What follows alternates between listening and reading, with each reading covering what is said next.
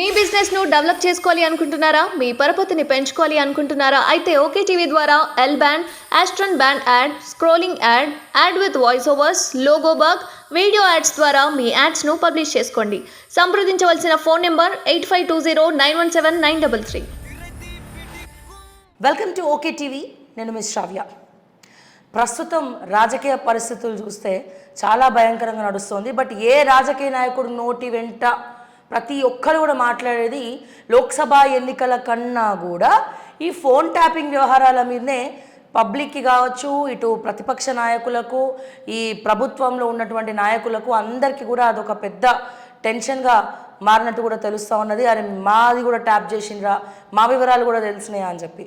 So ఒక పక్క ఇది, మరో పక్క మరి అగ్రనాయకులందరూ కూడా ఎవరైతే ఈ కల్వకుంట్ల కుటుంబం నుంచి అరెస్ట్ అవుతారా, అండ్ అదే రకంగా ఈ రేపు తుక్కుగూడలో కూడా అతిపెద్ద భారీ బహిరంగ సభ ఏర్పాటు చేయబోతున్నారు. దాదాపు 10 లక్షల మంది రాబోతున్నారు. అసలు ఈ సభలో ఏం చెప్పబోతున్నారు, ఏం అనౌన్స్ చేయబోతున్నారు? సో ఇదే తుక్కుగూడ సాక్షిగా చాలా హామీలు ఇచ్చినప్పటికీ అందులో కొన్ని మాత్రమే నెరవేరినాయి. సో దీని గురించి, రకరకాల అంశాల గురించి, ప్రస్తుత పరిస్థితుల గురించి మాట్లాడడానికి మనతో పాటు ఉన్నారు బక్కా జడ్సన్ గారు. అండ్ అదే రకంగా రీసెంట్ టైమ్స్లో ఆయన్ని బహిష్కరించడం, కాంగ్రెస్ పార్టీ బహిష్కరించడం 6 ఏళ్ల పాటు మరి చాలా బాధాకరం. ఒకసారి మరి ఆయన ఎలా ఫీల్ అవుతున్నారు దీన్ని అని అది కూడా తెలుసుకుందాము. సార్ నమస్తే అండి. ఏం సార్ మీ ఫేస్లో మీరు సస్పెండ్ అయ్యారు 6 years అన్న బాధ ఏ రకంగా కూడా కనబడట్లేదు, చాలా హ్యాపీగా ఉన్నారు. రీజన్ ఏంటి?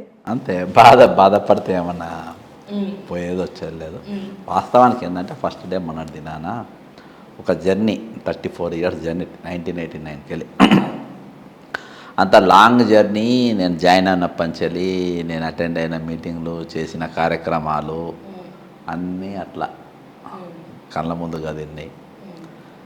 నైట్ తెల్లారిన మార్నింగ్ 3 వరకు ఫోన్ కంటిన్యూగా ఎన్ఆర్ఐస్ కానీ వాళ్ళు కానీ వీళ్ళు కానీ ఒక 1000 calls అటెండ్ చేసిన. సస్పెండ్ అనేది టీవీలలో మాధ్యమాలలో వచ్చిన తర్వాత ఒక 1000కి పైన కాల్స్ అటెండ్ అంటే ఛార్జింగ్ అయిపోయేదాకా అటెండ్ చేస్తూనే ఉన్నా. అదే ఇంత అంటే ఒక్కరు కూడా దాన్ని స్వాగతిస్తలేరు, హర్షిస్తలేరు. ఒక దిక్కు జాయినింగ్స్, ఎవరినైతే నిన్నటిదాకా మన శత్రువులు అనుకున్నామో, ఎవరైతే నిన్నటిదాకా సొసైటీని దోచుకున్నారని చెప్పిండ్రో కేటీఆర్ను అడ్డం పెట్టుకొని ఈరోజు వాళ్ళను తీసుకొచ్చి శాలువాలు కప్పి వాళ్ళ ఇంట్లో పోయి స్వాగతం పలుకుతుండ్రు. మా సొంటోళ్ళు ఎవరేమైతే కష్టకాలంలో పార్టీతో నిలబడ్డామో, పార్టీ కోసం పోరాటం చేసినాం, మా సొంటి కార్యకర్తలు మేమందరం ఈరోజు రేవంత్ రెడ్డి గారికి పగోళ్ళం అయిపోయినాం. అంటే అది కొంచెం బాధ అనిపించింది. సరే, మీరు అన్నారు ఇప్పుడు రేవంత్ రెడ్డి గారికి పగోళ్ళం అయిపోయినామని, కానీ బట్టి గారు ఏం చేశారంటే, బట్టి గారు ఎందుకు, ఆయనకి మీ గురించి బాగా తెలుసు, సో మరి ఆయన కూడా చప్పుడు చేయకుండా ఉండడం ఏంటి? వాళ్ళు ఇప్పుడు దాంట్లో బట్టి గురించి మాట్లాడినట్టు కూడా ఉంది అని తెలుస్తుంది క్లియర్గా నోటీస్లో. వాళ్ళు ఒకటి బట్టి గారిది ఏదైతే కింద కూర్చున్నదో నేను దాన్ని తప్పుపట్టిన. ఆయన సంజాయిషి ఇచ్చుకున్నాడు, నేను ఇట్లా చేసిన, నేను ఇట్లా చేసి దాన్ని బట్టి అఫీషియల్ ప్రోగ్రామ్ అది నా మొక్కుబడి ఉండే కాబట్టి నేను కూర్చున్నాను. అఫీషియల్ ప్రోగ్రామ్ నేను మొక్కుబడి ఉంటుందా? నీవు ముఖ్యమంత్రిగా, ఆయన ఉప ముఖ్యమంత్రిగా మంత్రులు, అది ప్రోటోకాల్, అర్థమైందా? దాన్ని నీవు ఒక కోటాల ఉప ముఖ్యమంత్రిగా కూర్చున్నావు. దాన్ని నీవు అవమానపరచడానికి, నీవు దాని గురించి నేను నువ్వే సంజాయించుకోవడానికి ఎవరు హర్షించరు. అన్అఫీషియల్ ప్రోగ్రామ్ అంటావా, ఫ్యామిలీతో నువ్వు పోయినా అంటావా, నువ్వు ఏమన్నా కింద కాదు మట్టిలో కూర్చో, ఎవరు అడగరు. నువ్వు హోదాలో పోయినప్పుడు ప్రోటోకాల్ డిపార్ట్మెంట్ వాళ్ళ మీద యాక్షన్ తీసుకోవాలి. ఆ కుర్చీలు ఆ విధంగా ఎవరు అరేంజ్ చేసిండ్రో వాళ్ళపైన అనేది నేను దాన్ని మాట్లాడినా. ఈరోజు మీ తప్పులను, ఈరోజు మీరు ఎంత పిరికి పందలంటే తప్పని ఒప్పుకోరు. ఇవాళ వరకు అవును ఎవరు చేసిండ్రో దీనికి నిజంగా ఉప ముఖ్యమంత్రికి అవమానం జరిగింది, దీనిపైన మేము యాక్షన్ తీసుకుంటాం, దీని మీద ఒక కమిటీ చేస్తాం అని చెప్పి అసలు సంజాయిషి ఒక ఉప ముఖ్యమంత్రి దిగజారి అంత సంజాయిషి ఇవ్వాల్సిన అవసరం ఏంది? నేను దీనికి ఒక ఎగ్జాంపుల్ చెప్తాను ఎందుకు దిగజారినని. కేసీఆర్ గారు ముఖ్యమంత్రిగా ఇక లాస్ట్ డేస్లో అంటే ఎన్నికలకు ఒక 2 రోజుల ముందు ఒక 7,000 కోట్ల రూపాయలు రైతు బంధు కింద వేద్దామని చెప్పేసి ఆయన పెట్టుకున్నాడు, ఏది ఓట్ల కోసం వేద్దాం ఇక అనుకున్నప్పుడు ఎలక్షన్ కమిషన్ బ్రేక్లు వేసింది. హరీష్ రావు స్టేట్మెంట్ వల్ల బ్రేక్లు వేసింది. బ్రేక్లు వేసినాక ఆ పైసలు అట్నే ఉన్నాయి. ఇమ్మీడియట్ ముఖ్యమంత్రి రేవంత్ రెడ్డి గారు అయ్యారు. ఈరోజు నా ప్రశ్న ఏంటంటే ఆ 7,000 కోట్ల రూపాయలు ఏమైపోయినాయి, ఎవరి జేబులో పోయినాయి, ఎవరి ఖాతాలలో పోయినాయి, రైతు నోట్లలో మట్టి కొట్టి ఏ కార్పొరేట్ వ్యవస్థ నోట్లో పెట్టినరు, లేకుంటే ఏ కాంట్రాక్టర్కు నోట్లో పోసిండ్రు ఆ పైసలన్నీ, దాని గురించి చెప్పు. రేవంత్ రెడ్డి గారు, బట్టి విక్రమార్క గారు, పొంగులేటి శ్రీనివాసరెడ్డి గారు ముగ్గురు కూర్చొని లెక్క చెప్పండి. ఈరోజు వాళ్ళ నోర్లు బట్టి ఆ పైసలు ట్రాన్స్పరెంట్ ఉంటామన్నారు వాళ్ళు, చెప్పమంటున్నా కదా. అదే ఇవాళ నేను దీనికి దానికి ఎందుకు పెట్టినంటే, బట్టి గారు సంజాయిషి ఇస్తే ఇటువంటి పైన మీరు ఇవ్వాలి మాట్లాడితే. నిన్న మహేశ్వర్ రెడ్డి బీ ట్యాక్స్ అన్నాడు, ఆర్ ట్యాక్స్ అన్నాడు. ఏ ట్యాక్స్ ఇవి?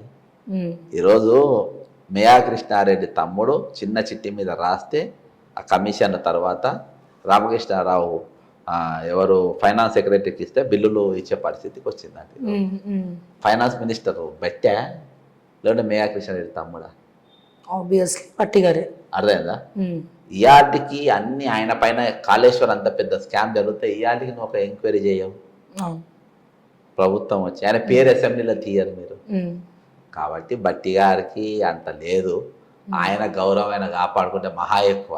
నా దిక్కు వకాలు తప్పించుకునే ధైర్యం ఆయనకు లేదు, ఆయన వల్ల కాదు. అండ్ అదే రకంగా ఇప్పుడు రేపు నాకు తెలిసి రేపే అనుకుంటా తుక్కుగూడ బహిరంగ సభ పెద్ద ఎత్తున 10 లక్షల మందితోని జన సమీకరణతోని చేయబోతున్నారు. మరి దీంట్లో ప్రధానంగా ఏం మాట్లాడతారు? ఇప్పుడు 6 గ్యారంటీలు అన్నారు, మీకు తెలుసు. 6 గ్యారంటీలో ఒక గ్యారంటీని ఎగ్జిక్యూట్ చేసి అన్ని చేసినట్టుగా ఎలివేట్ చేస్తా ఉన్నారు పబ్లిక్ లో. సో దీన్ని ఏ రకంగా చూడొచ్చు? రేపు జరగబోయే సభలో మరి ఇంకేం అనౌన్స్ చేస్తారు? నేను ఏమన్నా 100 రోజులు అయింది కదా, 100 రోజులకు నా మీటింగ్కు నా 6 ఫలాలు, నా పాల నచ్చి వచ్చిన వాళ్ళందరినీ బండ్లు పెట్టా, ఏం పెట్టా, నా 100 రోజులు నా పాలను నచ్చి మీటింగ్ రమ్మని పిలిపింది. బండ్లు పెట్టకు, ఎవరికి రూపాయి ఇయ్యకు, ఎవరికి కూల్ డ్రింక్ దాపియకు, దేనికి పైసలు ఇవ్వకు. నా పాలను నచ్చి 10 లక్షలు నాకు 20 లక్షలే వస్తుండొచ్చు పిలిచి, నువ్వు 10 లక్షలు ఎందుకన్నా?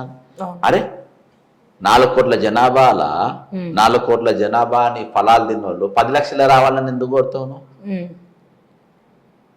రాష్ట్రం మొత్తం రావాలి, నా పాలన నచ్చిన వాళ్ళు అందరు రావాలి.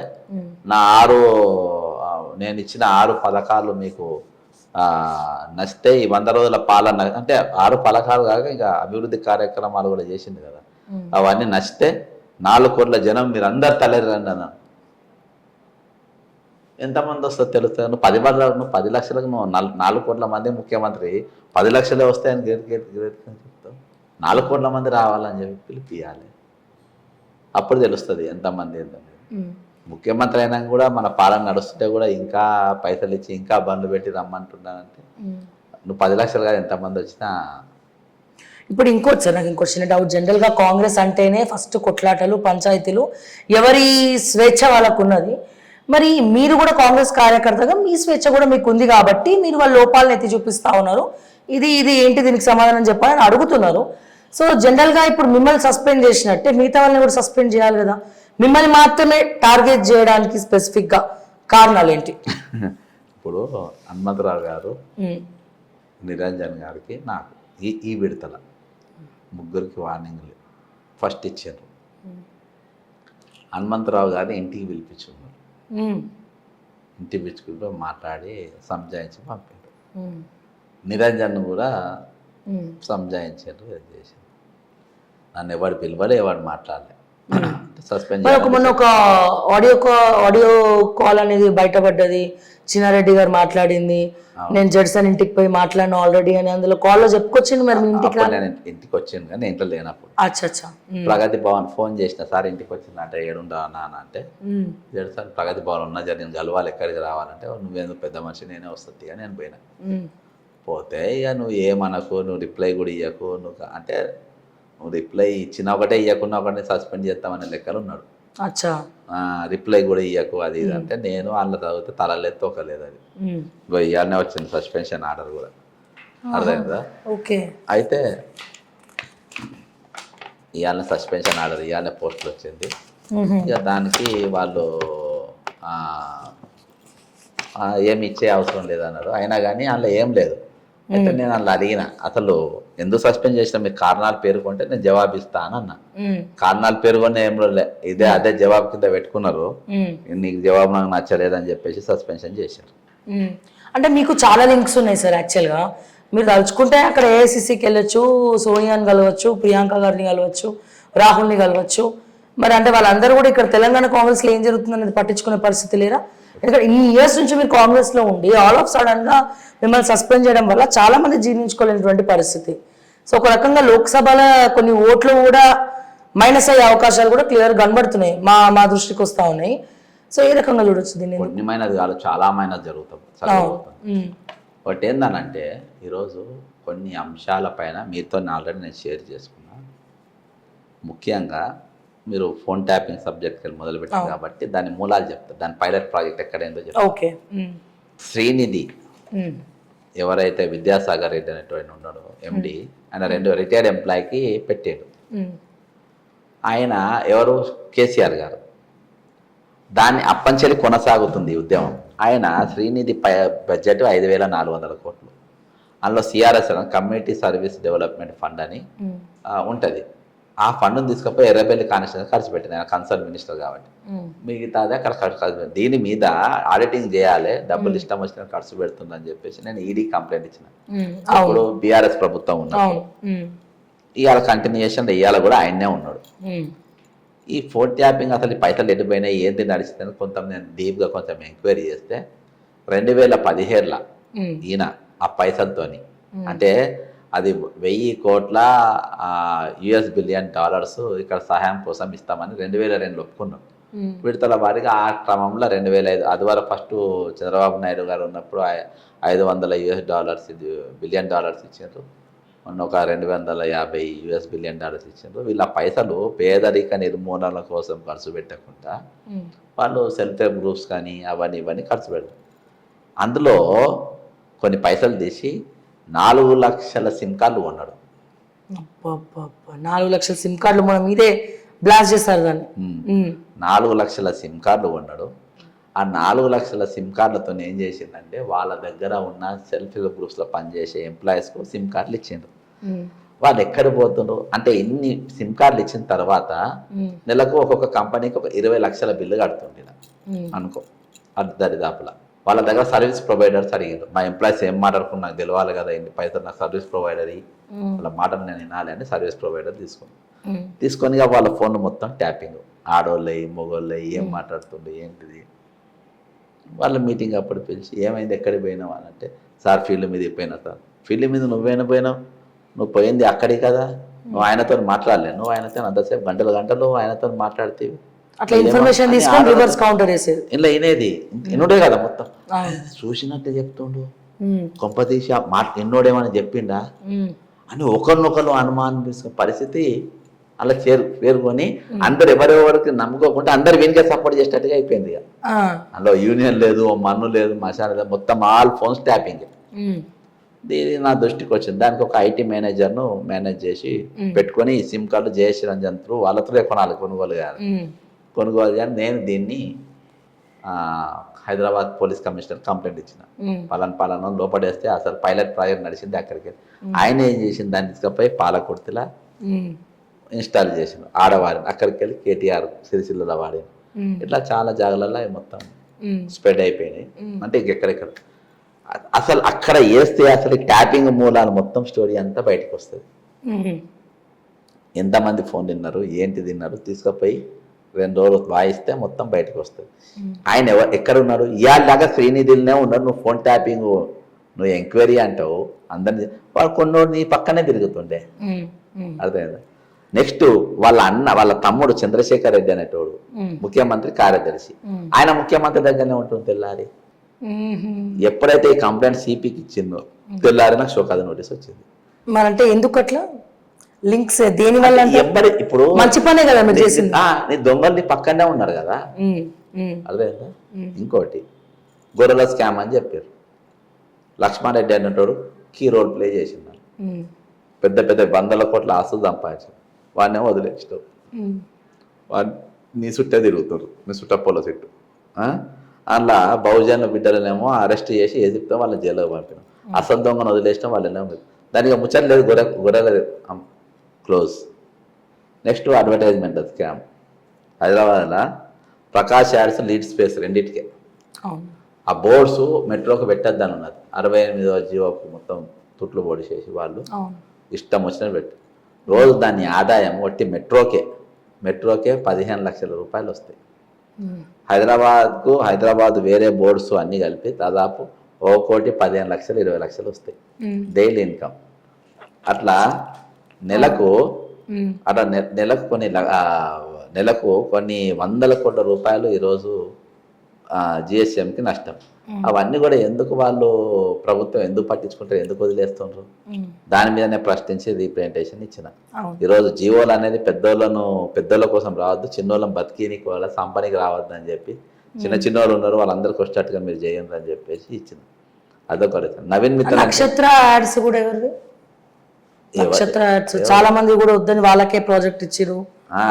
అయితే వాళ్ళు ప్రకాశ్ లీడ్ స్పేస్ కు వాళ్ళు ఇయ్యాలి అని వేరే తీసుకొచ్చి పెట్టారు. నేను ఏమున్నా చిన్నోళ్ళు కొన్ని వేల మంది ఉన్నారు, మనిషి 5, 10, 20 బోట్లో ఏమున్నా వస్తే అందరు బతుకటాలు చేయాలని నేను అంటున్నా.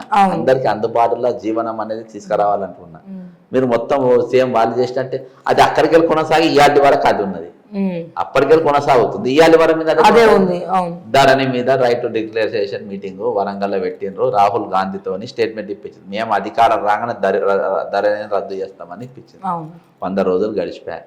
ఇయాటి వరకు నువ్వు ధరణిని రద్దు చేయకపోతే దాని మీద ఇయాటి వరకు స్టేట్మెంట్ నవీన్ మిట్టల దొంగని ఎంబడే వేసుకొని తిరుగుతున్నావు. నెక్స్ట్ కేటీఆర్ అంటే జల్సారాయుడు అమెరికాకు నువ్వు దుబాయ్కి పోలేదా, అటు పోలేదా, జయేష్ రంజన్ ఎక్కడెక్కడ పోయినావు, ఏ లాడ్జ్లలో పోయినావు, ఏ రూమ్లలో పోయినావు, అర్థమైంది ఎక్కడెక్కడ గాడిన భజన నడిచింది అన్ని నేను చెప్తానని నువ్వే అంటే. ఎవరు ఈ గైడు? జయేష్ రంజన్ గైడు ఈయన అంతగా తిప్పిందని. మరి నువ్వు వేసుకొని తిరిగితే అదే జయేష్ రంజన్, మరి నువ్వు కూడా అంతే తిరిగినావా? గానా భజనలు జయేష్ రంజన్ కంటే ఎక్కువ చేస్తా అని చెప్పి అదే తిరిగినావా? పెట్టుబడి దేనికి పోయినావా? అర్థమైందా? ఇవాళ ఆయన నీ దగ్గరనే ఉన్నాడు. అర్థమైందా? నీకు సెక్రటరియట్ల అప్లయన్సెస్ కంప్యూటర్స్ కొనుగోళ్ళ పెద్ద స్కామ్ అయిందని అప్పుడు మీరు మనకే ఇచ్చారు ఇంటర్వ్యూ. 300 కోట్లు. అవును, అప్పుడు జరిగిన స్కామ్ ఇయాటి వరకు అది మొన్న కూడా బయటకు వచ్చి నువ్వు ఇవాళ దాకా దాని గురించి మాట్లాడకపోతేవి. ఏ విధంగా ఉందో అదే విధంగా కొనసాగుతుంది. అంటే కాపాడే ప్రయత్నం జరుగుతుంది అంటారు. నేను అదే అంటున్నా కదా. ఈ రోజు రామకృష్ణ ఫైనాన్స్ సెక్రటరీ అట్నే ఉన్నారు, సందీప్ కుమార్ సుల్తానీ అనేటోడు అట్నే ఉన్నాడు. నీకు ఏది జయేష్ వీళ్ళు మొత్తం దాదాపు ఆయన లోపల ఉన్న స్ట్రక్చర్ అదే విధంగా ఉన్నది. ఇక నీకు మారిపేడ కనబడి ఇవన్నీ నేను అడిగినా. 46వ జీవో నువ్వే రద్దు చేస్తా అన్నావు, 317 రద్దు చేస్తా అన్నావు, టిఎస్పిఎస్ జనార్దన్ జైలుకు పంపుతా అన్నావు, మురళీధర్ ప్రభాకర్ కరెంటు దొంగ కరెంటు అమ్మకాల పెద్ద స్కామ్ చేసి జైలుకు పంపుతా అన్నావు. వాళ్ళు మంచిగా హ్యాపీగా రోజు మార్నింగ్ ఈవినింగ్ వాక్ చేసుకుంటే బ్రహ్మాండంగా ఇన్ని రోజులు తీసిన పైసలతో జల్సాలు చేసుకుంటున్నావు. నువ్వు ఏం చేసినావు 100 రోజులల్లా? కంచె బీకిచ్చినావు, అందరూ సప్పర్లు కొట్టినావు. కంచె ఎందుకు బీకిచ్చినావు? అబ్బాయి దొరకి ఎప్పుడంటే ఏ రాత్రి అంటే ఆ రాత్రి పోవచ్చు, బయటకు వెళ్ళి ముఖ్యమంత్రి గారు అని పిలువని వస్తారు కావచ్చు అని జనాలు అనుకున్నారు. తర్వాత తెలిసింది ఏంటంటే తెలియగలరు చంద్రబాబు నాయుడు శిష్యుడు గారు ఎట్లున్నా నేను ఉండేలే సచ్చేలే కంచి ఉంటేంది లేకుంటే కూడా వీకింది. లోపల బట్టి ఉన్నాడు సత్యంది బత్తేంది, నేనైతే ఉండలేను కదా అని చెప్పి అధికార గృహం వదిలేసి అనధికార ఇంట్లో అంటే సొంత ఇంట్లో వండుకుంటా నువ్వు పాలన చేస్తున్నావు అని అంటే అది ఎంతవరకు కరెక్ట్? అదే నీకు నేను ఎట్లు పెట్టేది అంటే నీ రాకపోకలు నీ కథ ఏది కూడా సీక్రెసీ ఉండద్దు, అన్ని జనానికి నీకు కనబడాలి అంటే అంటే ఇక్కడికి వెళ్ళి మార్చేటప్పుడు ఏమైనా కనబడతాయనా? రేపు సుక్కున ముఖ్యమంత్రి పదవి పోయినాక ఇక్కడికి వెళ్ళి పోతుంటే అవన్నీ కనబడతాయనా? మొమెంటోలు షీల్లు జనాలు చూస్తారనే? ఎందుకు చేసే లావాదేవీలు ఇంటికి ఎవడొచ్చేది ఎవరు పోయేది ఎవరికి తెలియద్దనా?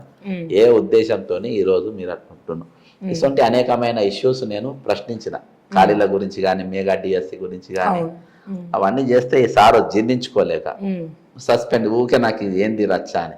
మీనింగ్ ఏంటంటే అమర్ రాజా బ్యాటరీస్ ఉంది కదా, అమర్ రాజా బ్యాటరీస్ కోసం అది తీసుకోలే. మహబూబ్ నగర్లో ల్యాండ్ 500 ఎకరాలు అది ఎందుకు తీసుకున్నా అంటే ఆ ల్యాండ్ ఇలా మేము సాఫ్ట్వేర్ కంపెనీలు పెడతామని చెప్పి కేటీఆర్ ల్యాండ్ ఎక్వైజ్ చేసి ఈరోజు అది విషపూరితమైన గాలులు వేదజల్లేటటువంటి కంపెనీ, భయంకరమైన కంపెనీ ఈరోజు అక్కడ పెడుతుంది.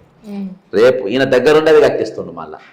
అప్పుడు మేము ఆహ్వానము అవును. ఈరోజు దగ్గర నువ్వు పెట్టిస్తున్నావు అని అంటే ఏందన్నట్టు ఆ తెల్లారి అది చిన్న తెల్లారి సస్పెన్షన్ ఆర్డర్ వచ్చింది. సస్పెన్షన్ ఆర్డర్ ఏమో తెల్లారి వచ్చింది. 4 లక్షల సిమ్ మీద వచ్చింది, తెల్లారేమో షోకాజ్ నోటీస్ వచ్చింది. అట్లా అర్థమైపోయింది కదా క్లియర్ గా.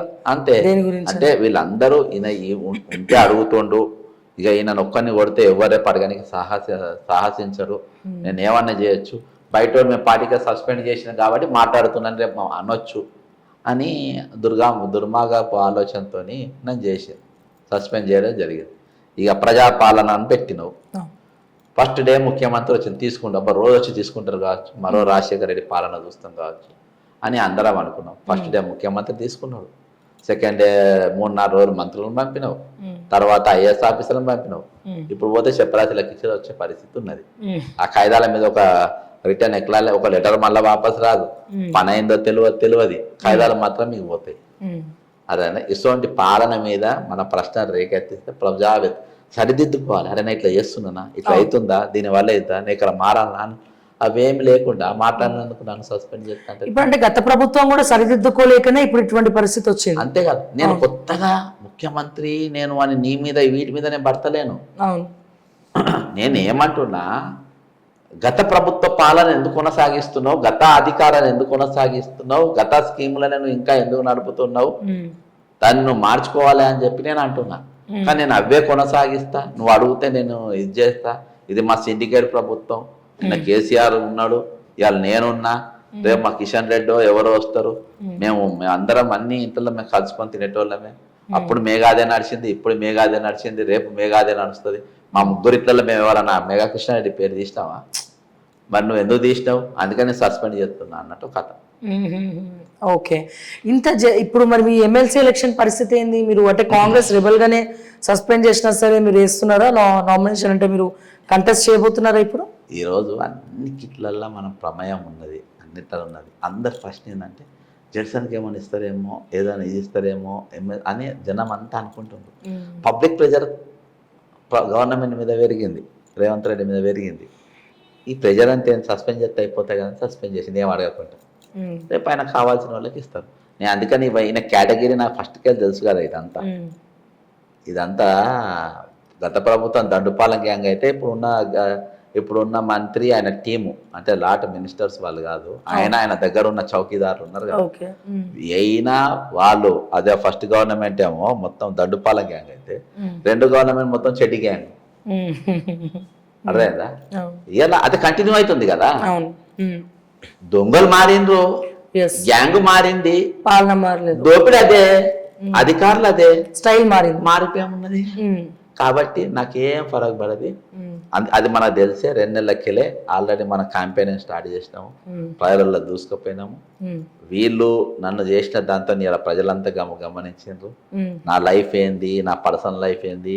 యూట్యూబ్ ఛానళ్ళ ద్వారా జనానికి మొత్తం తెలిసిపోయింది వాట్ ఈజ్ వాట్ అని. ఈరోజు నాకు ఏది తెలంగాణ వనరుల రక్షణ సమితి అని పెట్టిన, అలా వనరులు దాదాపు 30 లక్షల మంది నిరుద్యోగుల వనరులు ఉన్నారు ఈరోజు చాలా. అదే మన వానర సేన. రేపు రాజకీయాలు అనేది దొంగ చెడ్డి గ్యాంగు, దండుపాలెం గ్యాంగ్ కాదు, అందరికీ అందుబాటులో చేస్తారు. 30 లక్షల యూత్ల 2 లక్షల ఖాళీ పోస్టులు వాళ్ళకున్న బ్యాక్గ్రౌండ్తోనో దాంతోనో ఇంకో 7-8 లక్షల మంది సెటిల్ అవుతారు కావచ్చు.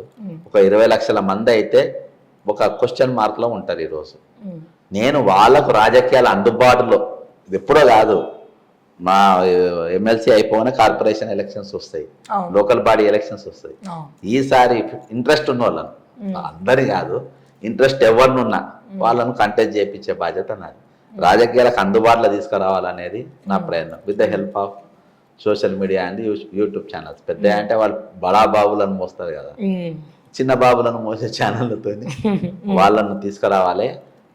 ఇంకో పెద్ద సమస్య ఏంటంటే ఈ మధ్యలో మీరు కూడా చాలా కవర్ చేసారు, యూత్ చాలామంది నిరాశ నిస్పృహలతో ఆత్మహత్యలు బాగా చేసుకుంటారు. ప్రవళికకి వెళ్ళి నాకు చాలా కదిలింది.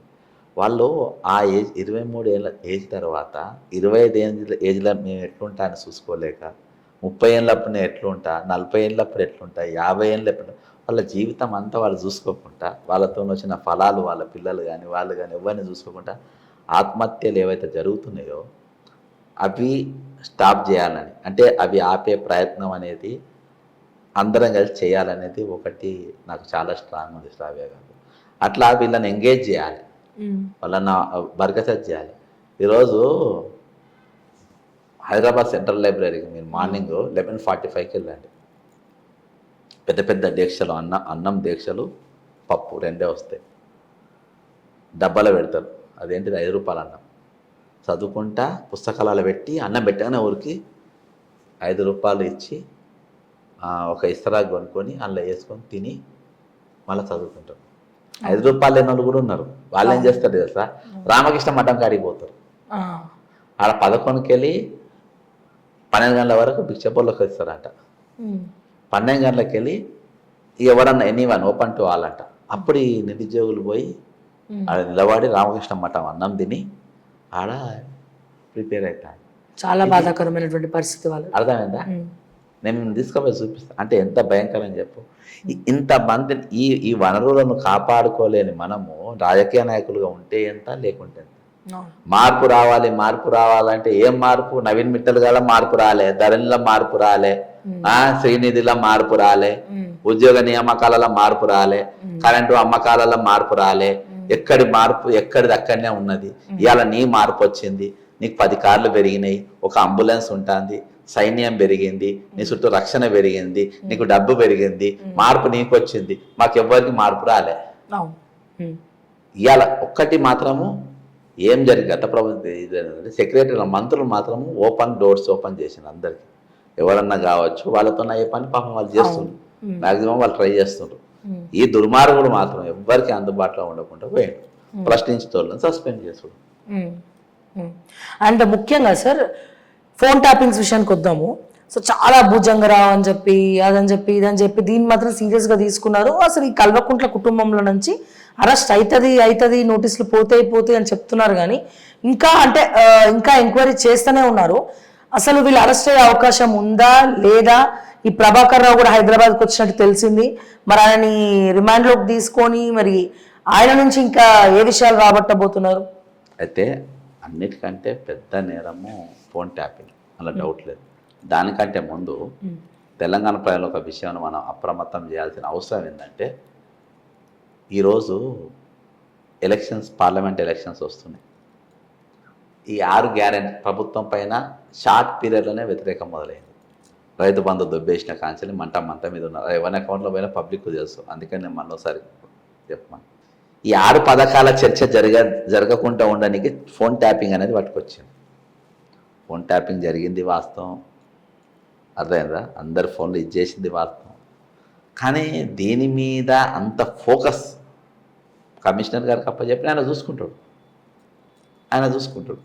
కానీ రోజు నీవు దాని మీదనే ఎంగేజ్ అయ్యేటట్టుగా చేసి, దాని మీదనే వార్తలు వచ్చేటట్టుగా చేసి, ఈ 6 పథకాల గురించి చర్చ లేకుండా చేద్దామనేది ప్రధానమైన లక్ష్యం. అది చెప్తా. ఇంకోటి, కథ క్లైమాక్స్కి వచ్చి, ఏది ఫోన్ ట్యాపింగ్ కేసు కథ క్లైమాక్స్కి వచ్చి A1 ముద్దాయిని అరెస్ట్ చేసే క్రమంలో పోలీస్ కమిషనర్ గారిని ట్రాన్స్ఫర్ చేస్తారు. అక్కడ దాకా వస్తే ఒకవేళ, ఎందుకంటే కమిషనర్ గారు చాలా స్ట్రాంగ్, ఆయన ఇవ్వనికి ముఖ్యమంత్రి చెప్పిన ఆయన కాబట్టి శ్రీనివాస్ రెడ్డి చాలా స్ట్రాంగ్. నేను వరంగల్ ఉన్నప్పుడు చాలాసార్లు ఆయనతో ఫోన్లలో మాట్లాడినా. నేను జెర్సన్ అని చెప్పలే, కొన్ని ఇష్యూస్ జరిగినప్పుడు చెప్పేది. అట్లా అంటే పోలీసులు కొన్ని బద్మాష్ పనులు చెప్తే ఆయన ఫోన్లో చెప్పేది. అప్పుడు యాక్షన్ ఇమీడియట్గా నా కళ్ళల్లో చూసుకుంటే దూరంకి వెళ్ళి గోడ మీద కూర్చొని యాక్షన్ అట్లా. నాకు ఆయన గురించి షూట్ అంతే, ఆయన వెనుక పోడు. టైం వరకు క్లైమాక్స్ వరకు ట్రాన్స్ఫర్ చేస్తారు, కానీ ఇంట్లో ఏం పోదు. అక్కడ దాకా చూస్తారని నేను అనుకుంటలేను. ఎందుకంటే కవితను అరెస్ట్ చేసినందుకే ఈ రియాలిటీకి రేవంత్ రెడ్డి కోలుకుంటలేడు. కవిత అరెస్ట్ అనిపిస్తుంది అట్లా మీకు? అరే ఒకటి చెప్తా శ్రావ్య గారు, నీకైతే నేను డాక్యుమెంట్ చూపించిన కదా, అడికోర్ ఇన్ఫ్రాస్ట్రక్చర్ చూపించినారు. 2 పార్ట్నర్స్, మన ఇద్దరం కలిసి వ్యాపారం చేసుకుందాం, నా డబ్బులు దాని ఇద్దరు ఆ వ్యాపారం స్టార్టింగ్ కోసం రోజులు గంటలు మీటింగ్లు పెట్టుకొని దానికోసం ఇన్వెస్ట్మెంట్ తయారు చేసి వీళ్ళిద్దరు కలిసి ఆంధ్రలో సినిమాలు షూటింగ్ కానీ అని చెప్పి ఈమె బ్లాక్మెయిల్ చేసి పైసలు గుంజుకొని వచ్చి ఈయన ఎక్కడెక్కడికి పోవాలని ఈయన ప్లానింగ్ ఇచ్చి అన్ని పైసలు తెచ్చి పెట్టి అడికోర్ కంపెనీ అనేది ఒకటి పెట్టినప్పుడు ఉండదా నేను టీడీపీ నువ్వు బీఆర్ఎస్ రేపు జనంలో పోతే పరువు పోతుంది అని చెప్పి నువ్వు నీ బామ్మడిదిని పెట్టినావు సూదిని Srujan son of Manohar Reddy brother of Jaipal Reddy అల్లుడు ఆఫ్ సన్నిల్లా of Upender Reddy ex MLA of Palair అర్థమైందా నీకు ఆయన పెట్టుకున్నావు ఆమెనేమో విందుల మందుల అనే ఆమెను ఆమె ఫ్రెండ్ బినామీని ఆమె పెట్టుకున్నది పెట్టి మళ్ళీ కంపెనీ మీరు రన్ చేసిండ్రు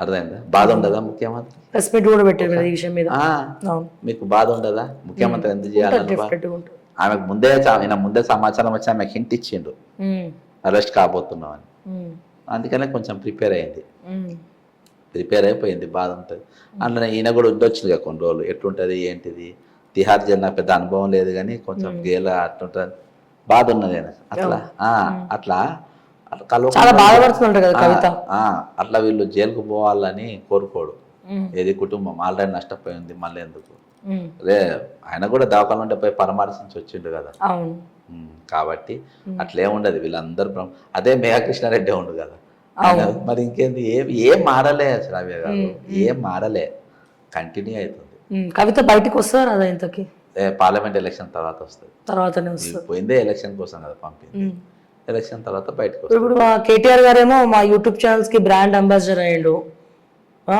పదే మమ్మల్ని తలుచుకొని ప్రెస్ మీట్ లేదు ప్రతిసారి తలుచుకుంటున్నాడు మాకు లీగల్ నోటీసులు పంపిస్తా ఉన్నాడు సో ఫస్ట్ ఈయనకి లీగల్ నోటీసులు పోతాయా ఈ వ్యవహారంలో అరెస్ట్ అవుతాడా కేటీఆర్ కూడా అరెస్ట్ అవ్వాలనే కోరుకుంటున్నట్టు కూడా తెలుస్తోంది నిన్న ప్రెస్ మీట్ తర్వాత బయటకు వస్తుంటే మీడియా వాళ్ళు అడిగిందంట కేటీఆర్ గారు మరి దీని గురించి ఈ ఫోన్ ట్యాపింగ్ గురించి ఏమంటారు మీ పేరు కూడా వస్తుందా ఏదో అడిగిందట మమ్మల్ని అడుగుతో బక్క జెర్సన్ అడుగు 4 లక్షల సిమ్లు ఉన్నాయంటారు కదా వాటిపైన ఎంక్వైరీ చేయాలని కదా ఆయన ఏదో అన్నారంట నేను అయితే ఆయనకు బాగా నమ్మకం ఈరోజు అన్ని స్కామ్లు ధరణి స్కామ్ కానీ లేకుంటే కాళేశ్వరం కానీ ఏవైనా జనంలో సైలెంట్గా తీసుకుపోయారు ఎప్పుడు నేను మనతోనే అనేది మీరు నవ్వుకున్నారో ఏందో తెలియదు కానీ నెక్స్ట్ అధికారం కాంగ్రెస్కి వస్తుందని అంటే ఎక్కడ ఇంటర్వ్యూలు ఇచ్చినా వాళ్ళు నమ్మబోయేది కాంగ్రెస్ కావచ్చు కానీ పర్ఫెక్ట్గా నేను అంటే జనంలో ఎట్లా ఇంజెక్ట్ అవుతుంది అనేది మనకు కనబడి యాక్చువల్గా 80 సీట్లు గెలుసు 80 గెలుసు గెలవద్దని ముఖ్యమంత్రి గారు స్కెచ్ చేసి 60 వరకు గెలిచేటట్టుగా ఉండేది చేశారు ఇప్పుడు నీలం మధుకు టికెట్ ఇచ్చింది అప్పుడే డ్రాప్ చేస్తే ఇలా ఇంకా 3 సీట్లు గెలిచి నరసాపూర్ గెలుసు నీకు సిద్దిపేట సంగారెడ్డి గెలిచేది పటాన్చేరి గెలిచేది ముగ్గురిని దామోదర సింహ కూడా ఒడగొట్టి నీకు చూసాను ఇప్పుడు ఆయన తీసుకొచ్చి నీ మనిషి అని క్లియర్గా అర్థమైపోయింది తీసుకొచ్చి ఇచ్చి అర్థమైందా నువ్వు ఎందుకు ఇచ్చినావు గెలిపియనిక ఇప్పుడు వీళ్ళు ఓడిపోయిన వాళ్ళు ఊరుకుంటారు రేపు అసలు ఊరుకోరు నీకు స్కెచ్ ఏంది నీకు అక్కడ బీజేపీ గెలవాలి రఘునందన్ రావు గెలవాలి యాక్చువల్గా చెరుకు శ్రీనివాసరెడ్డిని జరిపి అక్కడనే రఘునందన్ రావు నిలబెడదామని ప్లాన్ చేసిండు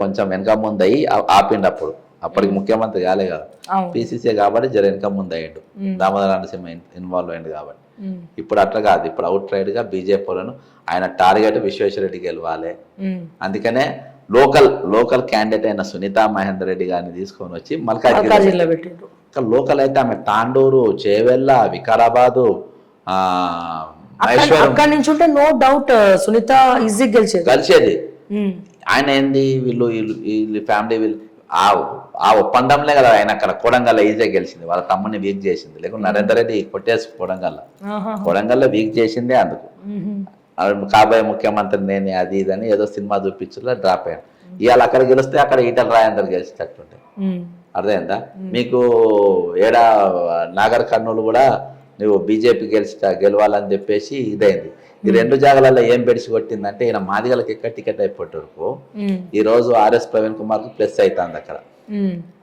అర్థమైందా మల్లు రవిని వాళ్ళని పిలిచే వరకు ఈడేమైంది లోకల్ క్యాండిడేట్ గా ఈయనకు ప్లస్ అయిపోయింది అక్కడ ఆయన లోకల్ ఇక్కడ ఈయన లోకల్ ఎవరికి మన ఈడ మల్లు రవిని ఎక్కడున్న ఖమ్మం తీసుకొచ్చి నాగర్ కర్నూలు కూడా పెట్టేటప్పుడు బీజేపీకి ఎట్లయినా కాబట్టి మొత్తం ఈడ రాగి లక్ష్మారెడ్డికి ప్లస్ అవుతుంది. ఈటల రాజేందర్కి వేయకుండా ఇద్దరు నాన్ లోకల్స్ అయ్యారు, మేము రాగి లక్ష్మారెడ్డికి వేస్తాం. యాక్చువల్గా అక్కడ మల్కాజ్గిరిలో ఈటల రాజేందర్ గెలవాలని చేసింది. అర్థమైందా? మొత్తం పిక్చర్ అంతా మారిపోయింది, లోకల్ నాన్ లోకల్ ఫీలింగ్ తీసుకొని వచ్చి. అక్కడ అంత ఈజీగా ఎందుకు రేవంత్ రెడ్డి స్థానం, అది అంత ఈజీగా ఆయన స్థానాన్ని ఆయనే ఓడగొట్టుకోవాలని చూస్తాడా? బడే బాయ్ కోసం, బడే బాయ్ కోసం చోటా బాయ్ స్కెచ్ ఇవి. కాంగ్రెస్ పార్టీ నాదా, ఇది నాదా, ఎవరైతే వాడుకుంటూ వదిలేస్తా. నాదా మోడీ దగ్గర రేపు సెంట్రల్లో మోడీ వస్తున్నాక ఈయన డ్రామా చూడును. సెంట్రల్ మోడీ వచ్చిన తర్వాత అందుకనే నేను లోక్సభ తర్వాత కూడా అంత కూడా నన్ను పార్టీకి వెళ్ళి బయటికి పంపించారు. హ్యాపీగా ఉన్న ఒక రకంగా 100%. సెంట్రల్లో మోడీ వస్తే ఈయన ఇప్పుడు జాయిన్ చేసుకున్న వాళ్ళను మాక్సిమం ఈయననే టికెట్లు ఇప్పించుకున్న వాళ్ళను ఈయన 90 వచ్చిన వాళ్ళని అందరినీ తీసుకొని బీజేపీకి పోయి ఈయన కాకుంటే అడుగుతున్నాను. 100% ఉన్నాడు, 1000%. బీఆర్ఎస్ అంటున్నారు, బీఆర్ఎస్ విలీనం అవుతుంది. లేదు లేదు, బీఆర్ఎస్ ఏం కాదు. బీఆర్ఎస్ వీక్ చేసేది ఎందుకంటే బీజేపీ లేవని. బీఆర్ఎస్ ఏమనే అవసరం లేదు, బీఆర్ఎస్ మీద కామ్ ఉంటే అదే అయిపోతుంది. నువ్వు జాయిన్ ఇవాళ ఏమైంది తెలుసా, వీళ్ళంతా చెత్త అంతా పోతుంది, చెత్త అంతా. ఇప్పుడు వాళ్ళకు ఈ పార్టీ ప్రక్షాళన అవుతుంది. ఇప్పుడు ఆ కేసీఆర్ దుర్మార్గుడు ఆయన ఉద్యమకాలను కాపాడుకుంటే అయిపోయేది. ఈ కాంగ్రెస్ ఎమ్మెల్యేలు అందరిని తీసుకుపెట్టినందుకు అది మొత్తం టైటానిక్ పడవ అయిపోయింది. అర్థమైందా? వాళ్ళకి సీట్లు ఇవ్వలేక, పాత వాళ్ళని ఇచ్చేయలేక అందరు కలిసి ఖతం అయిపోయింది. రేపు ఆ దరిద్రం అంతా వచ్చి ఇప్పుడు కాంగ్రెస్ పార్టీలో చేరుతుంది. వీళ్ళందరికి ఎక్కడైతుంది, ఏడైతుంది? వీళ్ళకి చేర్పించుకునేది కాంగ్రెస్ పార్టీని బలోపేతం చేయడానికి కాదు. రేపు మళ్ళీ వీళ్ళందరూ ఒక దగ్గర ఇంట్లో డంప్ అయ్యి మళ్ళీ వీళ్ళందరూ మళ్ళీ కలిసి ఈ నెంబర్ నడవనీకి అని చెప్పి వేసుకుంటున్న ప్రణాళిక ఇది. కేసీఆర్ ఇంతకంటే ఎక్కువ తెలివితేటలు అయిండు, అవి ఎటు కాకుండా పండుకున్నాడు. రేపు నీ తెలివితేటలు కూడా నేను బెడిసి కొడతాయి. జనం యాంటీ అయితే అయిపోయి కేసీఆర్ కు పబ్లిక్ లో సింపతి ఏమున్నా ఉద్యమకారుడు అనేది సర్వేలో చెప్తున్నాయి అని ఉండే కాబట్టి ఆయనకుంది. నువ్వు 100 రోజులకే లంగమని తెలిసిపోయా. ఇప్పుడు 100 days లోపే నువ్వేందో తెలిసిపోయింది నువ్వు చీటర్ అని. కాబట్టి లాంగన ప్రజా మద్దతు లేకుండా నువ్వు ఎన్ని ఎత్తుగలు వేసినా పనికిరావు. నువ్వు అటు వేస్తే జనాలు రాళ్లతో కొడతారు. నువ్వు ఆ పార్టీ ఈ పార్టీ అని పోయినావు అనుకో, పబ్లిక్ రాళ్ళు తీసుకొని కొడతారు. బీఆర్ఎస్ లకు పోతారా? కాల్స్ వస్తున్నాయా? ఇప్పుడు ఎందుకంటే మేము మార్నింగ్ న్యూస్ చదివేటప్పుడు అసలు మాకు బ్రేక్ఫాస్ట్ కూడా అవసరం లేనటువంటి నమస్తే తెలంగాణలో ప్రధాన హెడ్లైన్స్ అని 2-3 రోజుల నుంచి మీ గురించి రాస్తా ఉన్నారు. అంతకుముందు ఎప్పుడు కూడా మీరు ప్రెస్ మీట్లు పెడితే ఏ రోజు కూడా వాళ్ళు మీ గురించి రాయలే వార్త. అటువంటిది రాసేసరికి అటు గాలి ఇటు వీస్తుంది, మరి ఇటు గాలి ఏమైనా అటు పోతుందా? ఆర్ఎస్ ప్రవీణ్ కుమార్ వీళ్ళందరూ కూడా ఫోన్లు చేస్తా ఉన్నారు, వరుస పెట్టి మీకు సపోర్ట్ గా మాట్లాడుతూ ఉన్నారు. అయితే ఒకటి నా మీద అన్ని పార్టీ వర్కర్కు సింపతి ఉంటుంది, బీఆర్ఎస్కు అన్ని పార్టీలకు ఉంటుంది. ఎందుకంటే నేను పర్సనల్గా నేను ఎవరిని హ్యాపీ చేయాలి. నేను సిస్టమేటిక్గానే మాట్లాడిన, సిస్టమ్ మీదనే మాట్లాడిన. నేను కేటీఆర్ గారు కానీ కవిత కానీ అవి ఖండించిన, అవి వాస్తవాలు వాళ్ళకి తెలుసు కాబట్టి నా జోలికి ఏ రోజు కూడా వాళ్ళు తీవ్ర స్థాయిలో అరెస్ట్ చేసి ఉంటారు. అంతేగాని నన్ను ఇది చేయలే. అది వాళ్ళకు ఉన్నది, వర్కరు ఆయన పని ఆయన చేసింది అనేది ఉన్నది. కానీ వీళ్ళు అట్లా కాదు, వీళ్ళు ఉన్నది వాళ్ళు క్యారెక్టర్ చూసి వాళ్ళు సంప్రదించిన వాస్తవం. నిన్నటికి వెళ్ళి నాకు టీ న్యూస్కి వెళ్ళి ఫోన్ చేపించి టాప్ వాళ్ళు మన ఛానల్కి వెళ్ళి విన్నా పర్వాలే, టీ న్యూస్ నమస్తే తెలంగాణ చీఫ్ అసలు అనుబంధంగా ఉన్నటువంటి యూట్యూబ్ ఛానల్ వాళ్ళంటే నాకు అభిమానం. మరి మీరు ఏమనుకోవద్దు, నేను ఒక్కరు ఫోన్లు కూడా 10-15 ఫోన్లు లేపినా నేను ఫోన్ అస్సలు లేపలేదు. ఎందుకు లేపలేదు అని అంటే, నేను ఇక్కడికి వెళ్ళి అక్కడికి షిఫ్ట్ అయ్యిండు, ఇది ఎలగొట్టింది కాబట్టి అటు పోతాడు అని అందరూ అనుకుంటారు. కానీ నేను అక్కడికి పోను. నేను ఇట్లనే ఉంటా. నా ఓటు కూడా నేను కాంగ్రెస్ పార్టీకే చేస్తా. నేను వేరే దిక్కు నేను ఆలోచించేస్తుంది కాదు, చేస్తుంది కాదు. ఈ సిపాయిలు ఏం చేస్తారో చేయని, ఈ సిపాయిలో చూద్దాం. నేను వస్తాను. అందుకని నేను తెలంగాణ వనరుల రక్షణ సమితి అని పెట్టుకునేదానికి నాకు ఏ పార్టీకి పోను, నేను ఎటు పోను. ఉంటే ఇట్లనే ఉంటే ఎమ్మెల్సీ నిలబడతా. గెలిస్తే మాత్రము వాస్తవానికి తెలంగాణలో చేంజ్, ఒక చేంజ్ అయితే చూస్తాను. పాలిటిక్స్లో చాలా చీప్ చేస్తా, రాజకీయాలు అందరికీ అందుబాటులో వచ్చేటట్టు చేస్తా. రాజకీయాలు ఎప్పుడైతే అందరికీ అందుబాటులో వస్తాయో అప్పుడే ఇదివరకు శ్రావ్య గారు ఒక రిటైర్డ్ ఎంప్లాయీ రిటైర్డ్ అయిన తర్వాత ఆయన వచ్చిన డబ్బుతోని అప్పట్లో 3 లక్షలు అట్లా వచ్చేటి, 3 లక్షలు 5 లక్షలు వచ్చి ఆ పైసలతోని బిడ్డలు పెళ్లి చేసేది. మిగిలిన కొద్ది పైసలతో ఒక ప్లాట్ కొని ఒక 100 గజాలు ఇల్లు కూడా కట్టుకునేటోడు. ఇవన్నీ కట్టుకున్న తర్వాత ఒక 5,000 10,000 మిగిలేటి ఆయన నెల పెన్షన్తో బతికేది. మిడిల్ క్లాస్ లైఫ్ ఈ విధంగా ఉండేది. ఈరోజు రిటైర్మెంట్ అయినాక 10 గజాల జాగా కొనలేని పరిస్థితి ఈరోజు ఉంది. అట్లా అయినప్పుడు నీకు పాలకుడు విఫలమైనట్టు కదా. సామాన్యులకు అందుబాటులో ఉండాలి. ఇవన్నీ ఇప్పుడు స్టీములైజ్ ఎప్పుడు అవుతుందంటే సొసైటీ నీకు అన్ని అందుబాటులో అందరికీ నీళ్ళు, బట్ట, ఇల్లు, గూడు ఇవి నువ్వు అందుబాటులో రోటీ కప్పడం మకాన్ ఈ 3 ప్రతి మనిషికి అందుబాటులో ఉండే నువ్వు సాధ్యం. లేదు లేదు లేదు లేదు మీవి కొనొద్దు, నేను 4,000 పెన్షన్ ఇస్తా, అవి నువ్వు అడుక్కొని తినాలి. నేను లావు బియ్యం 20 కిలోలు ఇస్తా, దొడ్డి ఒంట్లో కుక్కిన బడలు అవే నువ్వు తినాలి. అర్థమైందా? నేను గ్యాస్ మొద్దు ఇస్తా 500కు, అది తీసుకోవాలి, దాని మీదనే నువ్వు బతకాలి. నీకు ఫ్రీ బస్సు ఇచ్చిన ఆడోళ్ళకు అవి 20 మంది 100 మంది 200 మంది ఎక్కి కుక్కి మీరు ఏది మరి తల్ల పేన్లేక కుక్కుంటా మీరు రావాలి. మీరు అలానే మీ మీ బతకదే, మీరు బయటికి రావద్దు అనే విధంగా పాలకులు ఉంటే పథకాల మీదనే 75 ఏళ్ళ స్వాతంత్రం పథకాల మీదనే బతకాలంటే ఆల్రెడీ ఈ దుర్మార్గులకు తెలుసు. తెలంగాణ ప్రజలందరూ మనిషి 1,00,000 పోయి 2 లక్షల మీద అప్పైంది. ఇంకా నువ్వు వాళ్ళ మీద నువ్వు అప్పు మోపుతా ఉంటే నాకు పథకం నాకు ఇస్తుంది అంటే వీడు ఎక్కడికి వెళ్ళి తెస్తుందని ప్రజలు ఆలోచించాలి కదా. అట్లా ఎప్పుడు ఆలోచించగలుగుతారని అంటే కంటెస్టెంట్ క్యాండిడేట్స్ ఎవరైతే ఉన్నారో వాళ్ళు మారినప్పుడు. నీకు బీజేపీలో ఇవాళ బీఆర్ఎస్ ఉన్నోడు రేపు కాంగ్రెస్లో ఎమ్మెల్యే క్యాండిడేట్ కనబడతాడు, వీడున్నోడు మళ్ళీ వాడు కనబడతాడు. పార్టీలే మార్పు, జెండాలు మారుతాయి, తక్కిన అట్నే ఉంటాయి, నీకు ఎట్లా వస్తుంది మార్పు? కాబట్టి ఆ దిశగా మార్పు పోయిన రాదు. అందరికీ అందుబాటులో వచ్చిన రోజే రాజ్యము పాలకుడుగా అయినా ఎవరైనా కానీ సక్సెస్ అయినట్టు. అప్పటిదాకా ఫెయిలియర్. ఫైనల్గా మీరు చెప్పేది ఏంటి ప్రజలకు? లోక్సభ ఎన్నికలు అంటే ఇంకా తర్వాత కూడా మనం చాలా ఇంటర్వ్యూస్ చేయాలి, చాలా జరుగుతూ ఉంటాయి. సో కానీ ఇప్పటి నుంచే మెంటల్గా పబ్లిక్ అందరు ప్రిపేర్ అవ్వాలంటే మీరు ఏం చెప్తారు? ప్రజలు అప్రమత్తంగా ఉండాలి. సిండికేట్ రాజకీయాలు కనబడుతున్నాయి. ఈరోజు మనల్ని యాచకులుగా కాకుండా మన హక్కులు ఏవైతే ఉన్నాయో మన హక్కులు మనం సాధించుకోవాలి. కాబట్టి ప్రజలు అప్రమత్తంగా ఉండాలి. మీకు ఏ ఎన్నికల దిక్క నేను ఎవరు ఏ అభ్యర్థి ఎవరెవరితో ములాఖాత్ అయినా ఏం జరుగుతుందని బేరీ చేసుకొని మీరు. కానీ ఈ ఎన్నిక మాత్రం జాతీయ స్థాయిగా జరిగేటటువంటి ఎన్నిక. ప్రజలు జాగ్రత్తగా మీరు ఓటేయాలి. కానీ పార్టీలు ఎవరైతే నువ్వు ఏ పార్టీకి అయితే ఓటు వేసినావో వాడు ఆ పార్టీ మారినప్పుడు ఖచ్చితంగా మీరు చెప్పుతో జవాబు చెప్పాల్సిన అవసరం ఉన్నది. నేను నీకు కాంగ్రెస్ పార్టీలో కదరా, నువ్వు కాంగ్రెస్ ఉండాలి కదా, నేను చేయకూడదు కోతేసిన కదా అని వాడు కాంగ్రెస్లో ఉండాలి. వాడు నీ ఓటుకు వ్యతిరేకంగా మీ ఎలక్షన్కు వ్యతిరేకంగా వాడు పార్టీ మారిన రోజు ఖచ్చితంగా మీరు చెప్పులు లేవాలి వాళ్ళ మీద. అర్థమైందా? వాళ్ళు మోసం చేసినోని మనం వదిలిపెట్టడానికి లేదు. అట్లానే ఈరోజు బీఆర్ఎస్కి వెళ్ళి గెలిచి కాంగ్రెస్లోకి వచ్చే వాళ్ళకు కూడా ప్రజలు ఖచ్చితంగా నేను ఆ ఓట్లో ఓటు వేసినా కదా, నువ్వు వాడుండాలి కదా, ఎట్లకెట్లా వస్తున్నావు అని ఖచ్చితంగా నీ చెప్పు లేవాల్సిన అవసరం ఉన్నది. నేను ఇవాళ చెప్తున్నా, నాకున్న సిద్ధాంతాలు నాయకులకు కూడా ఉండాలి. కాబట్టి ప్రజలందరూ ఈ పార్టీలు మారే సంస్కృతిని మాత్రము ప్రోత్సహించద్దు. దానివల్లనే ఈరోజు మనం ఇక్కడ దాకా వచ్చినాము. కార్పొరేట్ పాలిటిక్స్కి మనం ఎంకరేజ్ చేయొద్దు. మనం మనకు అక్కడ హాస్పిటల్లో నచ్చలేదనుకో, హాస్పిటల్ ఎక్స్రే మిషన్ పనిచేస్తారంటే ఆ ఎక్స్రే మిషన్ దగ్గర మీరు ఒక ప్లే కార్డు పెట్టుకొని ఒక ఫోటో తీసి ఒక వీడియో తీసి ఆడ కూర్చోండి. మీకు రేషన్ దుకాణం రేషన్ ఇవ్వకుంటే అక్కడ వీడియో తీసి ఒక ఫోటో తీయండి.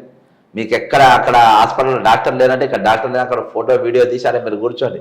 ఎక్కడికక్కడ నిరసన తెలిపి నేను ఓటు వీనికి వేసిన వీడి పార్టీ ఎందుకు మారిందని వాళ్ళ ఇంటికాడ వీడియో తీసి మీరు ఫోటో పెట్టండి, వీడియో పెట్టండి. ఎప్పటికప్పుడు మీరు సోషల్ మీడియా అంటేనే అది, ఎప్పటికప్పుడు మీరు స్పందించకుంటే ఈ దుర్మార్గులు ఈ విధంగా కొనసాగుతూనే ఉంటారు. కాబట్టి ప్రజలు మనం అప్రమత్తంగా ఉండి మన ఓటును జాగ్రత్త చేయాలి, నిలదీయాలి, ప్రశ్నించాలి, అడగాలి. దానికోసం మనం ఎటువంటి త్యాగాలైనా పర్వాలేదు. వచ్చే రోజుల్లో వచ్చే మన తరాలకు నీళ్లు చెరువులు, కుంటలు, గుట్టలు కనీసం వాళ్ళు చూసేటట్టుగా అయినా అవి కనవాలి, ఇవన్నీ ఇక్కడ ఉండే అని చూపించాలని అంటే ఖచ్చితంగా మనలో ప్రభుత్వ మార్పు కాదు, మనలో మార్పు రావాలి. మనం ఆ మార్పు దిశగా మనం ఆలోచన చేయాలి. వచ్చే రోజుల్లో రాజకీయాలకు ఇది కాస్ట్లీ కాదు, ఇది మేము ఫ్రీగా చేసే ఓటు, మేము పాలకులను మేమే తయారు చేసుకుంటాం అనే చందంగా యువత అది మీ పిల్లలే అటువంటి యువత రాజకీయ క్రియాశీల రోల్స్ పోషించినంత వరకు ఈ దండుపాల గ్యాంగ్లు చెడ్డి గ్యాంగ్లే పాలిస్తాయి. అంతే. Thank you. Yes anyways thank you sir, thank you so much. So మరిన్ని అప్డేట్స్ కోసం చూస్తూనే ఉండండి ఓకే టీవీ. అంటిల్ దెన్ నేను మిస్ శ్రావ్య. జై తెలంగాణ, జై హింద్.